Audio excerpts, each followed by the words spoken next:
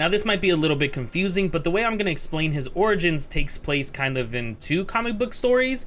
One is Thor 169, where Galactus himself ends up having a conversation with Thor and explaining, well, the summarized version of his origins. And then another comic book story known as Villain Classics, where we fully get the in-depth story of his origin. So I'm going to kind of explain it from both issues. So in Thor 169, Galactus explains that he was a part of a life, a world that is gone forevermore, the paradise known as Ta. And what we learn is that this planet, universe, and Galactus himself was actually all before the Big Bang, giving you an idea of how old Galactus really is. Now this planet of Ta was a paradise, a scientific masterpiece so advanced no words can do it justice. Now we learn of a man known as Galen, a man of science on the planet of Ta, but this character will eventually become Galactus. And he warns his planet of the impending doom. He learned about it, that they are all done for. It is a catastrophe that even their own planet cannot deal with. It is a plague.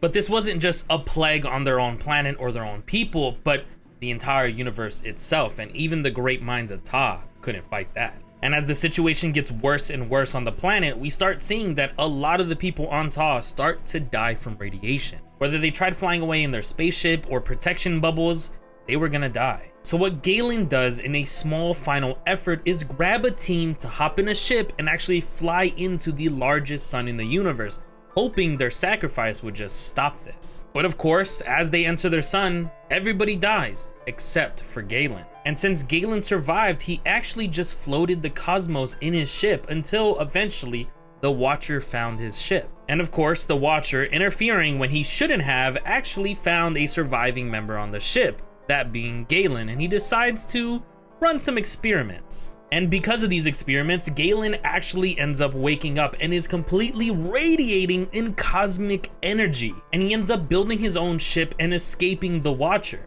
And while in the ship, he ends up building his own armor and suit to help contain his cosmic energy. While alone within his ship, the mighty survivor labored long. Learning to control his power, he created suitable and unique attire which could regulate his energy. Next, he transformed his ship itself into a chamber in which he could rest and plan, which he learned while he matured. And he drifted in silence in his orbiting incubator for countless centuries, until the moment came when he would emerge to face the world as Galactus. Now that's the summary that Galactus gives to Thor, but let me actually go into the Villain Classics comics and kind of expand on that even more so we get a better idea of how this all went down.